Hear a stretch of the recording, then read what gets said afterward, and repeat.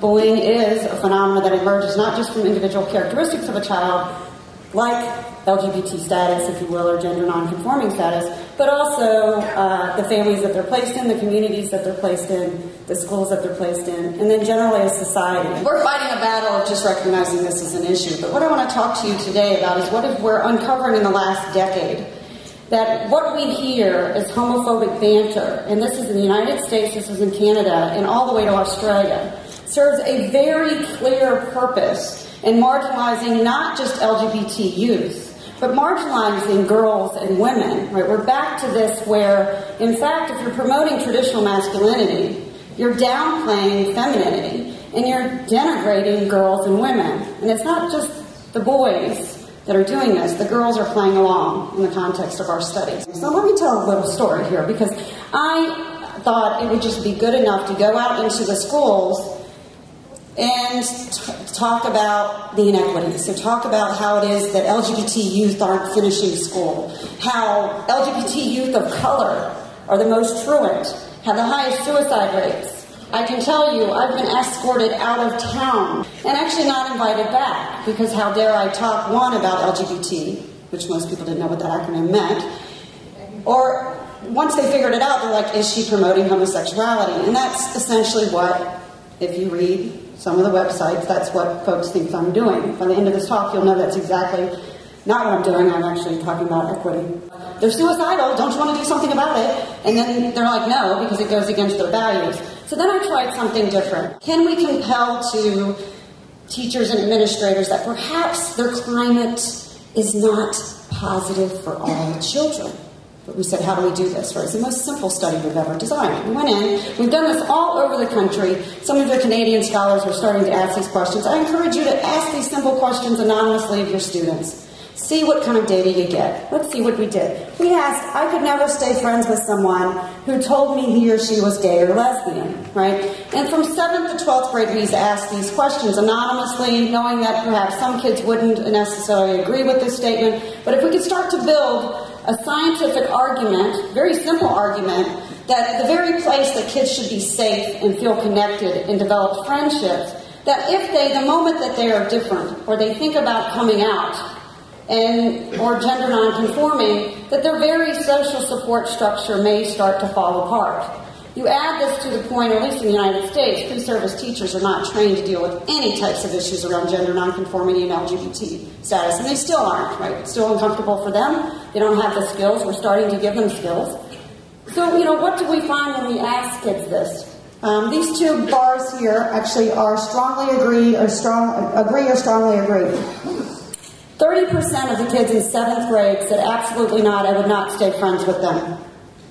1 out of 3 7th graders said, I would not remain friends with someone that came out to me. Why would you no longer want to be friends with him?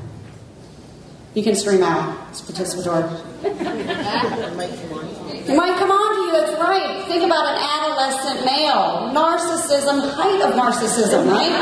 Of course he would want you. Who doesn't want you? Right? So here we have usually silenced middle and high school males that are very willing to protect the traditional masculinity. The other reason is they may think I'm gay. Kiss of death for many middle school and high school students. Now, we also seem to present these data, I present these data as an intervention as well, because in that same school, the popular cheerleader, which I'd already had my eye on, right, stood up and looked at this class of 7th through 12th graders, it's about 150 kids, and she said, shame on all of you. And I was like, okay, where's this going? Because you never know. And she said, my uncle is gay, and the thought that you wouldn't be friends with him anymore really upsets me. And my insides are going, yes. Okay, 18 years of research, but right there was the intervention for that particular school, because she was popular, she had social status, she was a senior, she was a cheerleader, that must have been popular social status in that school, and she set the tone. This is what the science says, social status matters when we think about these issues. What about this? I would rather attend a school where there are no gay or lesbian students. Harkens back in the United States to, I would appreciate if the blacks weren't here, right? We know that very well.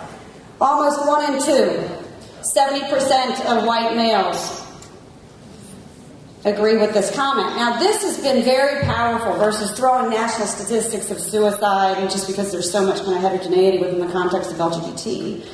This has been very, very powerful. Ask your kids, because if in fact the kids say, I prefer they not be here, can you imagine what their behavior's like when they are there? Or when you institute or someone institutes a GSA and you wonder why the GSAs fail? Just the very presence of a GSA doesn't necessarily dictate that it's going to be an inclusive environment.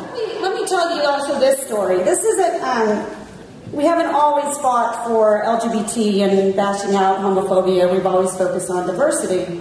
But increasingly, about 10 years ago, we noticed that the language, the homophobic language in early elementary school and middle school started to play a real directive, purposeful role. In that, I used to hear from teachers 15 years ago, well, you know, kids use the gay word and the FAG word, but they don't really know what it means.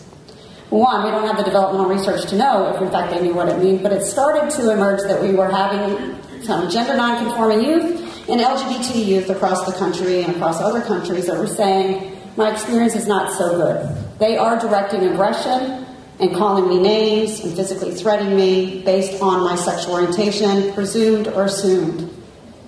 One message I want you to hear very clearly is that it's not always about sexual orientation. Right? There are some kids that identify, that are out, LGBT, and T's even different, T's even more complicated, that are having a pretty darn good experience in life because they're out, right? Their family's supportive, their community is supportive, so let's not pathologize the entire group.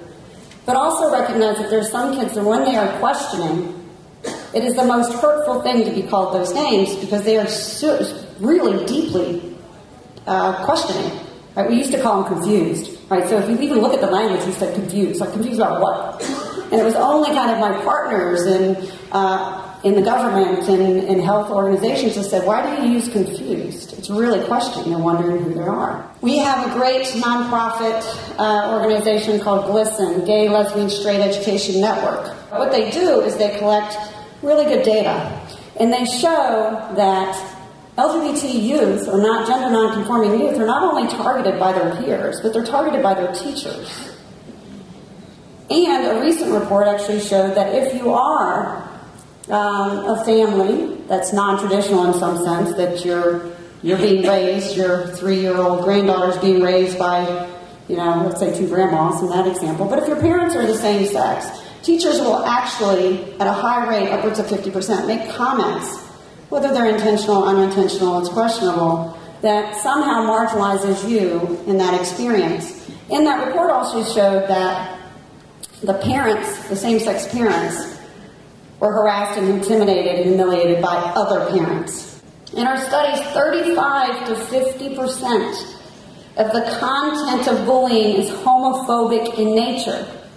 And I say 35 to 50 because in some schools it's not tolerated, right? So it's 35%. Some schools, 1/2 of bullying content is homophobic in nature. That was not the case 10 years ago.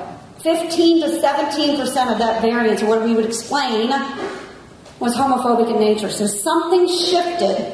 But for them, when they see the Glee, the show Glee, they think that there's progress, right? That we can have a big show that kind of shows this, or if we have a sitcom that has the same sex parents raising their children, for them, that's monumental. But for me, I still want to see that kids feel safe, and we're lowering the truancy rate, especially among LGBT youth of color within the context of North America. So increasingly we found that when we started to talk to kids about homophobic banter, it began about 10 years ago to take on a very, very different role within the context of our data. Increasingly, some states in the United States, much like some of the states in Canada, have become very, very concerned about those kids choosing to drop out or choosing alternative homeschooling types of opportunities. So we wanted to, and in 2005 was the first time we actually developed a scale, a psychometric scale to go in and assess the extent to which kids experience homophobic banter, and then to try to discover why it is, or how it is that homophobic banter is related to bullying, how it's related to potentially an escalation of what we call sexual violence or sexual harassment in schools, and it's panning out to be very, very important socialization mechanism. In this paper, we showed that LGBT youth compared to straight identified kids had higher rates of suicidal ideation, greater number of attempts, more truancy, unexcused absences, lower school belonging, and also within this paper we've reported some cyberbullying victimization and general peer victimization. We find in these 7th through 12th graders that there certainly are straight identified youth that are at risk for truancy, for suicidal ideation, but their risk starts around grade 10. LGBT youth risk starts around grade 7, right? And that's when we measured them. So it could have started in grade 4, but at least in this data set, it's an earlier onset. In addition to this, we find heterogeneity, and that not every LGBT youth in the data set, and about 30,000 kids in this data set, report suicidal ideation, truancy, low school sense of belonging. But when they do, they attempt repeatedly, right? So when the risk profile is there, it's significant risk profile. It suggests that we have to start early, and we have to really think about targeted interventions. But we also have to recognize, that bullying victimization doesn't explain all of these disparities. So just if we go into schools and we start making it more inclusive, those kids still have to go home to environments in which they may not be out, in which they may never come out to the 37, right? And that's on video somewhere, where coming out is really risky. So in a follow-up paper in the same journal that's in press, which is a shocker, 2 in 1 year, we find that statistically when we control for all of the victimization, so if we were to eradicate all of the school victimization and the victimization on the buses and on the playgrounds, there's still disparity, right? In our country, LGBT youth are overrepresented in the juvenile justice system. LGBT youth are overrepresented in homeless shelters. They're on the street. What's driving them to the street? I would suspect it's not just being victimized at school, but I think it's being victimized at school, going home to an unsupportive environment where their behavior is, they're reminded every day that their behavior goes against their religious beliefs, and they may not have those allies, right? And we haven't done enough of that research to understand, can a real strong, effective GSA buffer against a toxic home environment? We don't know this, right? Because we're just at the point where, can we put a GSA together, and what buffering effect does it have? Our data at least point to that school's a good place to start, but until society like PrevNet joins together with every association, with Girl Scouts or, coaches, if they're starting to think about the ways in which traditional masculinity and heteronormativity is promoting to the marginalizations of LGBT, that's the only way we're eventually going to have kids that go to school that feel good about themselves. Now I'm going to show you what another rationale that I've used is if we can say that, it's not just LGBT youth that are finding these homophobic environments uncomfortable.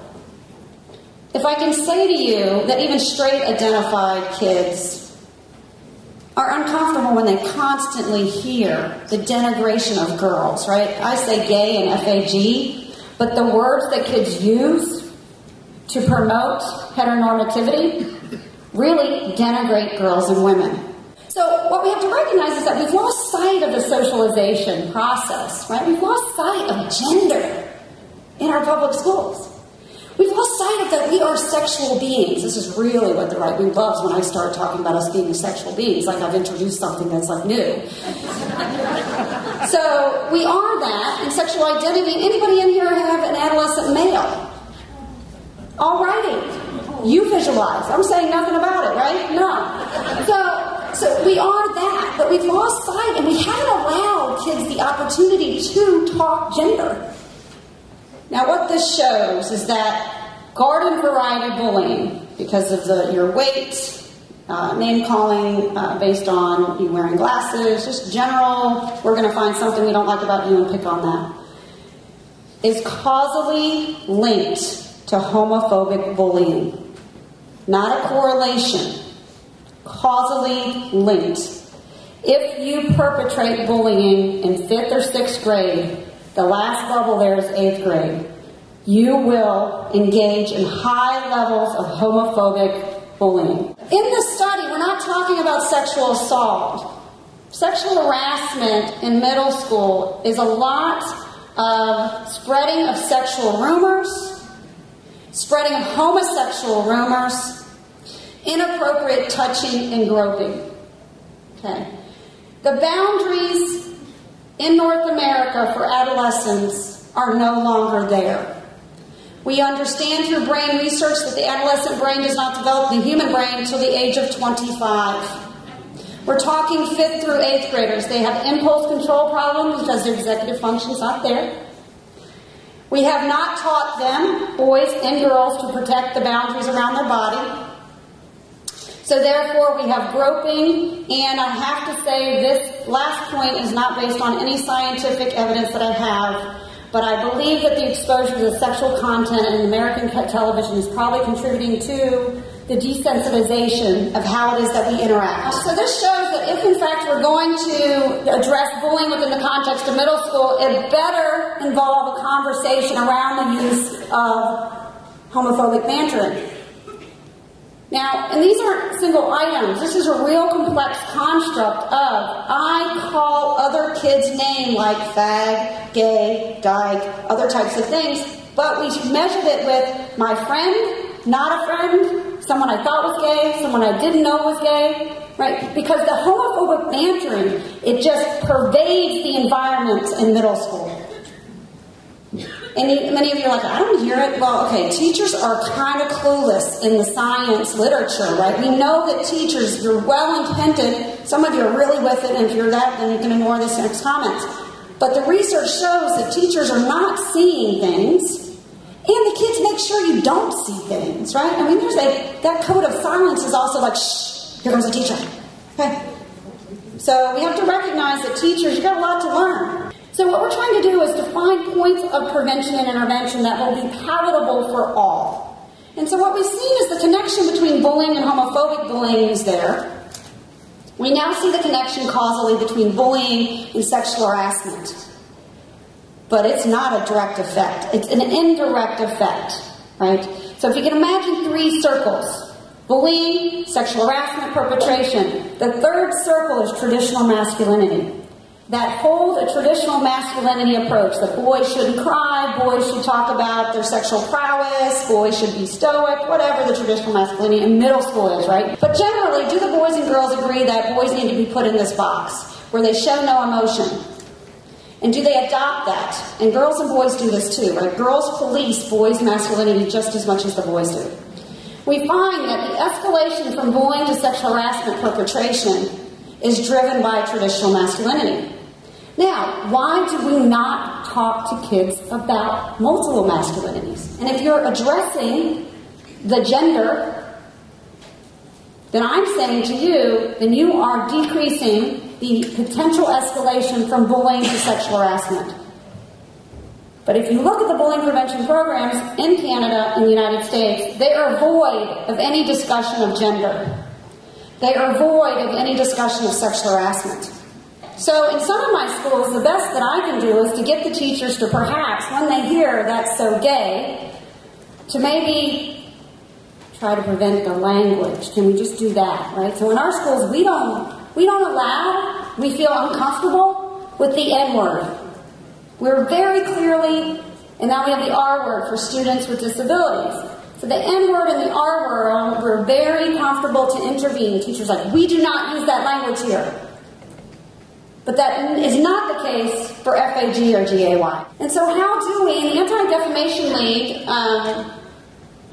has beautiful materials, and I'm sure in Canada too, for teachers to start to have a conversation with kids about this language. But if I have a school that's not going to touch any of this because their parents are so against it, then can we just start with not allowing the language. So I promote science. I did it without showing too many numbers to say that we have flipped this upside down over and over and over again, and homophobia is alive and well in our schools. And it's not incidental, it's not accidental, it's contributing to the denigration of girls and women through the promotion of sexual harassment. We must address these issues or we will have generations of kids that are marginalized.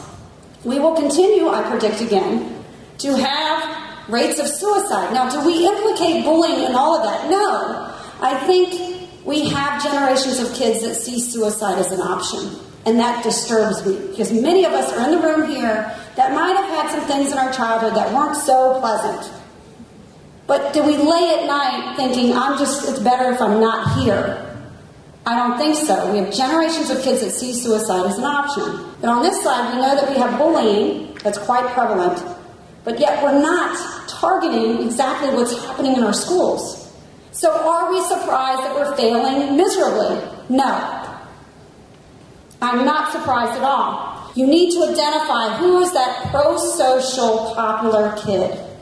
We used to teach teachers how to understand their classroom as a society. See, as education of teachers has changed from the Bronfenbrenner understanding the context of education, and now it's become this like we just kind of do education, right? We're not in there to really understand the dynamics. We've lost sight of who are those popular kids in your classroom, who are the ones that are isolated, who are the ones with the social capital that can shift the norm. And teachers are the navigators of those little societies. So why not have programs, frameworks in our schools that promote positive behavior, but at the same time give kids skills to manage relationships?